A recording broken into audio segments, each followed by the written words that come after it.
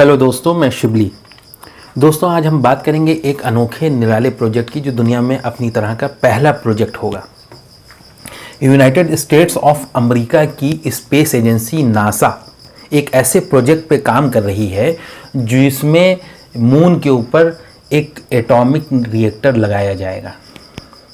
ये एटॉमिक या nuclear reactor moon के ऊपर इस्टेब्लिश किया जाएगा, लेकिन ज़मीन के ऊपर इसे तैयार किया जाएगा। नासा के मुताबिक ये 4 मीटर लंबा होगा, 6 मीटर ज़्यादा से ज़्यादा 4 मीटर चौड़ा होगा और ज़्यादा से ज़्यादा 6 मीटर लंबा होगा, और इसका शेप जो होगा वो सिलेंडर जैसा होगा। इसे ज़मीन पर तैयार करके रॉकेट के ज़रिए से मून के ऊपर भेजा जाएगा। साथ ही साथ जो है इसके साथ एक पूरा मैनेजमेंट सिस्टम होगा। पावर प्लांट को ठंडा रखने के लिए वो मैनेजमेंट सिस्टम भी उसके साथ जाएगा। वो इसलिए जाएगा क्योंकि आप जानते हैं कि जो मून है वहाँ टेम्परेचर बहुत ज़्यादा है, एक्सट्रीम टेम्परेचर है। 125 डिग्री सेंटीग्रेड टेम्परेचर हो जाता है मून की सरफेस पे। और जब इतना हाई टेम्परेचर, आप जानते हैं 125 डिग्री सेंटीग्रेड टेम्परेचर कितना होता है, जबकि आप इस बात को जानते हैं कि पानी का जो बॉइलिंग पॉइंट है वो 100 डिग्री सेंटीग्रेड के लगभग है, तो वो उससे भी ज़्यादा हो जाता है। इसके अलावा जब वो टेम्परेचर गिरता है तो -170 डिग्री सेंटीग्रेड तक चला जाता है। तो इस तरह मून पे एक्सट्रीम टेम्परेचर है, तो उस पूरे पावर प्लांट को वो रखने के लिए, ठंडा रखने के लिए, हाई टेम्परेचर पे ठंडा रखने के लिए उसका एक मैनेजमेंट सिस्टम भी यहाँ से जाएगा। इन सब के बारे में जानकारी दी है नासा के स्पोक पर्सन जिम रॉयटर्स ने, और कहा यह जा रहा है कि 2024-2025 से ये पावर प्लांट जो है वहाँ पहुँचा दिया जाएगा और काम करना शुरू कर देगा। तो आखिर मून के ऊपर पावर प्लांट लगाने की, मून के ऊपर न्यूक्लियर प्लांट लगाने की ज़रूरत क्या पड़ी? मून के ऊपर न्यूक्लियर प्लांट लगाने की ज़रूरत इस वजह से पड़ रही है क्योंकि मून के ऊपर बहुत सी एक्टिविटीज़ करनी हैं अमेरिका को, और उसके लिए चाहिए एनर्जी। वहाँ एनर्जी की फॉर्म जो है, जो हम लोग यूज़ करते हैं, पेट्रोल, केरोसिन, डीजल और गैस, वहाँ ये सब चलने का नहीं है। तो वहाँ चाहिए इलेक्ट्रिसिटी, तो और वो भी स्पेशल डिज़ाइन जो है मशीनें भी वहाँ चाहिए। तो वो न्यूक्लियर पावर प्लांट इस वजह से लगाया जा रहा है ताकि वो इलेक्ट्रिसिटी की ज़रूरत को पैदा कर सके। ये न्यूक्लियर पावर प्लांट एक वक्त में 40 किलोवाट इलेक्ट्रिसिटी सप्लाई देगा। ये 40 किलोवाट इलेक्ट्रिसिटी की सप्लाई से बहुत सी जो इंफ्रास्ट्रक्चर डेवलपमेंट की जो प्रोजेक्ट्स हैं, इलेक्ट्रिसिटी उसमें काम आएगी। ये जो न्यूक्लियर पावर प्लांट है, आप जानते हैं कि न्यूक्लियर पावर प्लांट बुनियादी तौर पे 2 तरह के होते हैं। एक फिशन बेस्ड होता है, एक फ्यूज़न बेस्ड होता है। फिशन न्यूक्लियर प्लांट जो होता है उसमें क्या होता है कि एटम के न्यूक्लियस को तोड़ा जाता है और उसको तोड़ने से जो एनर्जी निकलती है उसका इस्तेमाल किया जाता है। और फ्यूज़न पावर प्लांट जो होता है वो ये होता है कि 2 एटम को आपस में मिलाया जाता है और उसको मिलाने से जो एनर्जी पैदा होती है उसका इस्तेमाल किया जाता है।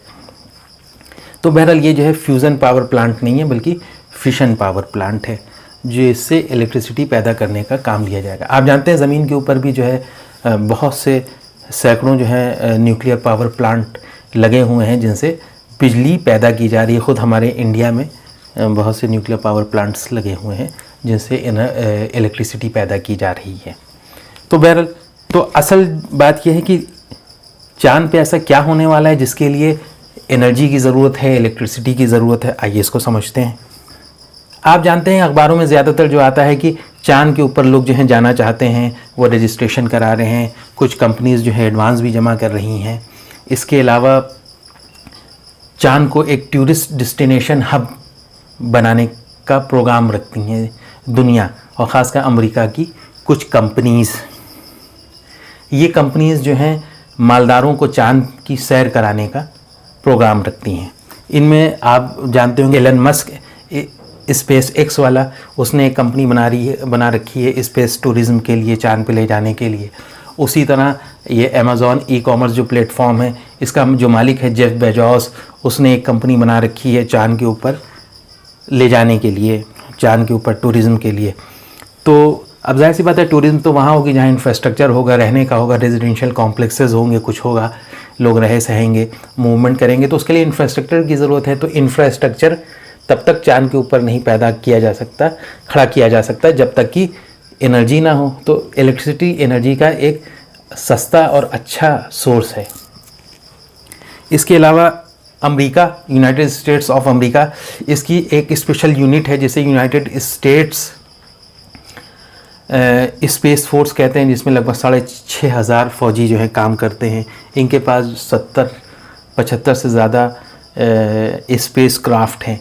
तो यूनाइटेड स्टेट्स ऑफ अमेरिका वहाँ अपना कैंटोनमेंट बनाना चाहता है मून के ऊपर, वहाँ मिलिट्री कॉम्प्लेक्स बनाना चाहता है, बैरक्स बनाना चाहता है, और उसके पीछे उसका मकसद ये है कि वो जो है वहाँ अपनी जो सुप्रीमेसी है, मिलिट्री सुप्रीमेसी, वो मून के ऊपर भी उसकी कायम रहे और वो मून के ज़्यादा से ज़्यादा हिस्से पे को एक्यूपाई कर सके, उस पर कब्ज़ा कर सके। मून के ऊपर जो स्ट्रेटजिक इम्पोर्टेंस की जगहें हैं उसको वो कैप्चर कर सके पहले ही पहुँच के। ये भी एक मकसद है इस पावर प्लांट को लगाने का। इसके अलावा जो दुनिया के बहुत ही मालदार लोग हैं उनकी अपनी सोच है कि कभी ज़मीन के ऊपर एटॉमिक वॉर हो जाए या ज़मीन जो है रहने लायक ही ना बचे, क्योंकि ज़मीन के ऊपर पॉल्यूशन बहुत बढ़ गया है, क्लाइमेट चेंज हो रहा है।